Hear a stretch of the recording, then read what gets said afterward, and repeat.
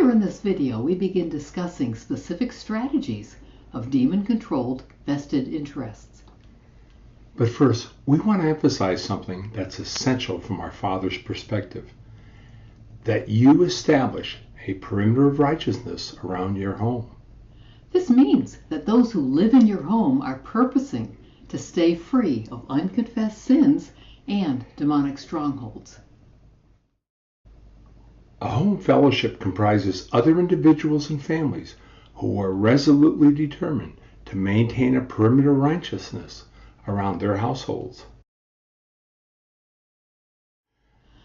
Through this next discussion, you can scrutinize your own home to see if any of you are susceptible to the deceit of demon-controlled vested interests. Let's start with identifying your core motives, your deep inner reasons for what you do and why you do it. People are either intrinsically motivated or extrinsically motivated. Intrinsic means you do what you do because it's a part of your character. Extrinsic means you do something because someone outside yourself is making you respond a certain way. Our Father wants a love-grounded relationship with you through His Son Jesus. And that's the deepest intrinsic motivation you can have. It's based on love. You do what's right by our Father to please Him, because that's a core part of your love for Him. Think of the relational pattern for our Father's children like the intrinsic motivation which energized Abraham. Abraham trusted God and proved his trust by being obedience-based. He set about to do God's will no matter what the outcome or the personal cost of his obedience. Intrinsically motivated people don't do things for any reward or personal acclaim, nor do they respond because they fear punishment. Demon-controlled vested interests find it hard to deceive the children of our Father who are intrinsically motivated. On the other hand, someone who's extrinsically motivated is outcome-based. They're dominated by the opportunity for rewards, or they fear punishment. Demon-controlled vested interests know they can very easily deceive extrinsically motivated people. All the demons need to determine is what particular bait they need to catch you, or what you fear and are willing to do anything to avoid.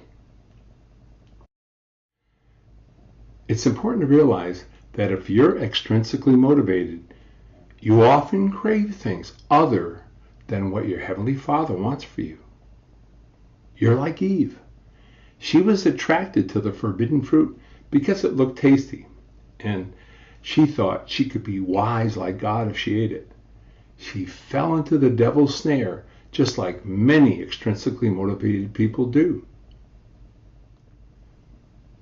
In our years of ministry, we've noticed that the extrinsically motivated Christians we've met readily give way to the devil to get what they want.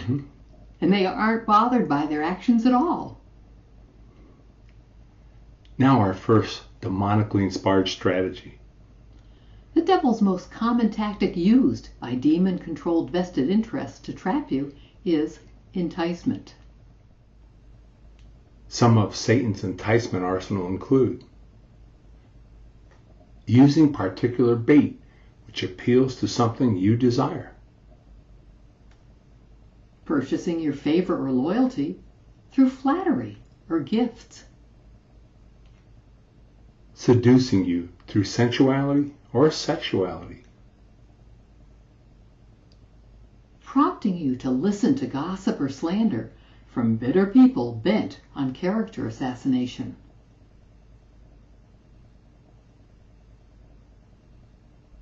In a previous video, we compared the operation of demonic control vested interests with the gears of codependency.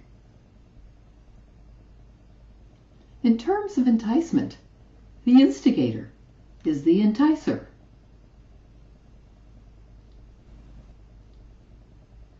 The codependent is the person or persons who allows themselves to be enticed by the enticer, the enticee.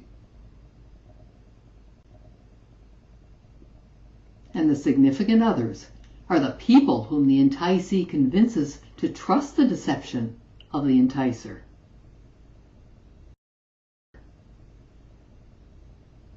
Satan was the first enticer when he enticed Eve, the enticee, to eat the fruit. The devil told her that if she ate the food, she would be like God.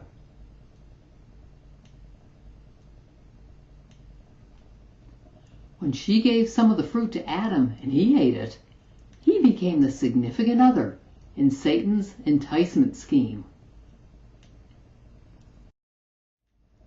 Satan's primary character quality is deceit, so deception is routinely used by demon-controlled vested interests.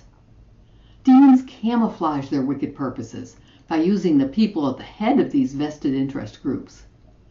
These individuals create false impressions about themselves to deceive you into having a favorable attitude toward them.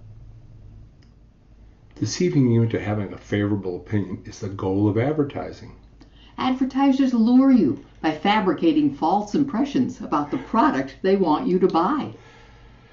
And individuals and groups with demon-controlled vested interests are polished in their deceit. They routinely trap even followers of Jesus into believing their lies. Think of the cunning that's used by demonically ruled vested interests as smoke and mirrors, blurring or embellishing the truth of a matter with misleading or irrelevant information. You're snared through deceit into a positive impression of the person or group who's redefining the truth. In our next video, we'll touch more on enticement, as well as other crafty methods used by demon-controlled vested interests, such as intimidation, greed, exaggeration, and mockery.